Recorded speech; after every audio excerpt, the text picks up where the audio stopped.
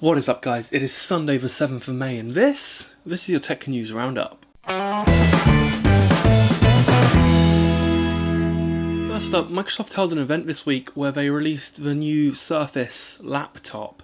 This is actually a really cool device, in my opinion at least. It has a really nice touch screen, has the same soft touch top of a keyboard as the Surface Pros, and it looks really cool. It looks like a device I would genuinely like to pick up, but the interesting bit is where it sort of blends with educational. You see, by default the Surface laptop actually runs Windows 10 S, which isn't 10 speedy or like super fast, it's 10 student. It's a lighter version of Windows that has extended battery and higher security because you can only use store apps. This is probably part of Microsoft's drive to get higher quality apps on the Windows Store, but it's really cool because if you don't use it for anything apart from like surfing the web, then you might be okay. That is not to say it's perfect though, because you can't set a default browser and you also can't set a default search engine outside of Edge and Bing, which... Now, Windows 10 S is supposed to be taking on Chrome OS, which has become a massive seller in the educational space because it's just so cheap. You can buy a Chromebook for about £150, which is ridiculously cheap. Unfortunately, the Surface laptop isn't quite as cheap, coming in at a starting point of a mere $1,000 US. This version comes with an i5 and 128GB of solid-state storage, which is not too shabby, especially if you're only using Windows 10 S and therefore store apps. This goes all the way up to $2,200, where you get half a terabyte of solid-state storage, which is really cool, an i7, which is even better, and 16GB of RAM. The base version I just mentioned is actually not too shabby, because sure, the 128GB of storage could be better, but it also has an i5, which is decent, but only 4GB of RAM. The fully spec'd version sounds like a really cool laptop, right? I mean, wouldn't it be great if you could just run normal Windows on it? Good news. You can. In fact, it's just as easy as going into the settings and pressing the upgrade button and paying the $50 upgrade fee. Whew. However, there is good news. I mean, Windows 10 S comes with a free year of Office 365 Personal, which is not too shabby. And if you do want to upgrade before 2018, all upgrades are free until December 31st, meaning that if you try it and you want to go full Windows, it's free at least until the end of the year. The screen is the same aspect ratio as the Surface Book, but the display is this really weird resolution where the Surface Book has 3000 by 2000, this has 2256 by 1504. This is a pixel sense display, meaning it has 10 points of multi-touch and support for a Surface Pen, which is awesome. And let's not forget, it has everyone's favourite port, a headphone jack. According to Microsoft's own website, the battery life is about 14.5 hours of video playback, which is actually quite decent, but this number is only backed up assuming you use Windows 10 S. If you upgrade to Windows 10 Pro, then they say that performance and battery life will be lower. If you like the sound of it, good news, you can pre-order it right now on Microsoft's website. If you do pre-order it, they'll be out in 8 days, so not tomorrow, but the Monday after, which is the 15th, which is actually quite cool. But here's the thing, the operating system is supposed to be competing with Chromebooks, but I don't think this laptop in particular is. It's quite similar to the Chromebook Pixel, where Google came out and went, this is how high the bar can be, and then everyone else kind of built to that standard. The Chromebook Pixel wasn't a great seller, but it was never designed to be. It was the one that kind of sold the operating system to other manufacturers, with the other manufacturers then making their own cheaper versions. And that's what I genuinely believe this is. I think if you buy a fully spec'd out version of this, Microsoft probably expect you to use the full version of Windows, and you know, $1,000 for an i5 isn't exactly great value for money, but it does look gorgeous. Elsewhere, Oneplus confirmed this week that the Oneplus 5 is coming this summer.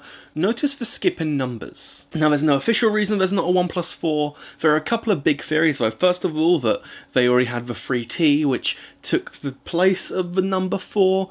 The second being that it's their 5th phone. And actually there's a third one as well, which is the fact that the number 4 is considered unlucky in China. All that's been confirmed is that the phone is on its way, but as someone who never settles, I went onto Everleak's Twitter, and believe it or not, I found something there. Not only were there leaked images of what the phone is expected to look like, with the dual cameras on the back and the full metal display and basically no side bezel, but there's actually a list on GearBest. The supposed specs of this device, which should definitely be taken with a pinch of salt because none of this is official, are actually really good. Hardware-wise, it's expected to have a Qualcomm Snapdragon 835 processor, which is the same as in the Samsung Galaxy S8.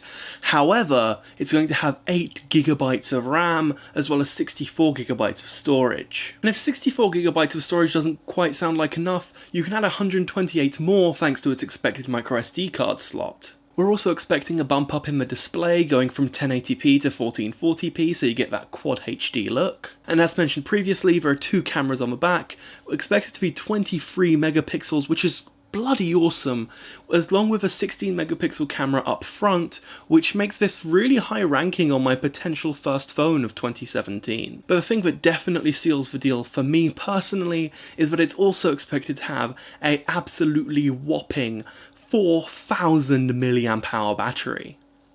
That should easily get you through 2 days, considering it's more than double the battery size of an iPhone 7, and I just can't wait to get my hands on one. All we know is that it's coming at some point this summer, and like, sooner is better, Carl Pei, like right now would be highly appreciated. Please.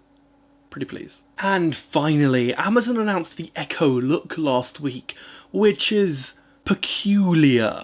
This device is aimed primarily, I would say, millennials and probably female millennials. It's an Echo, but it has a camera on the front. What you do is you take 2 photos of yourself and it uploads it to the cloud, and Amazon's machine learning / stylists will tell you which outfit suits you best depending on current trends, how the clothes fit you, and what it thinks you like.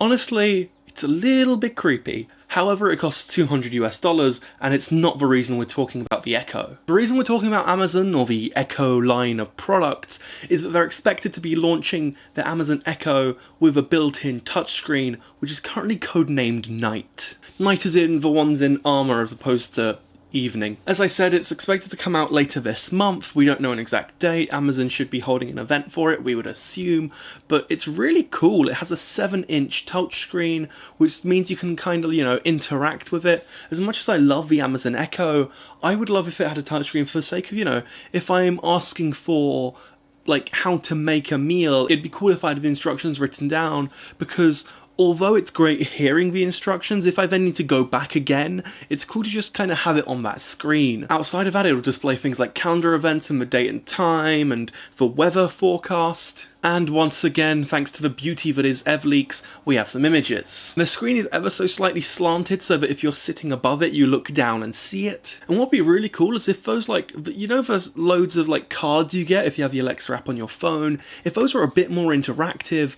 and it really let you take more control. This would function as kind of the hub of your smart home. So Amazon need to get on it with their features on this thing. On the subject of features, it does have a camera on top, with many speculating that the reason for this is that Amazon are working to bring in call functionality onto the Echo, and that camera would allow video calling, which is actually quite cool, but does that mean you have to use Amazon's own service, or how does that integrate? This is definitely a device to be excited for, as long as you don't mind the government listening to all of your conversations. And it's also expected to retail about $200 to $300, with Google also expected to be in hot pursuit, working on a very similar device, also coming soon. But yeah, that's it for tech news this week. Lots of really cool stuff, a couple of leaks, some real devices, but lots of hardware to be really excited about over the coming weeks. If you like this video, make sure to click like. If you didn't, I'm not quite sure what you're doing here. However, there is good news. Here is the previous video, you might prefer that one, and if not,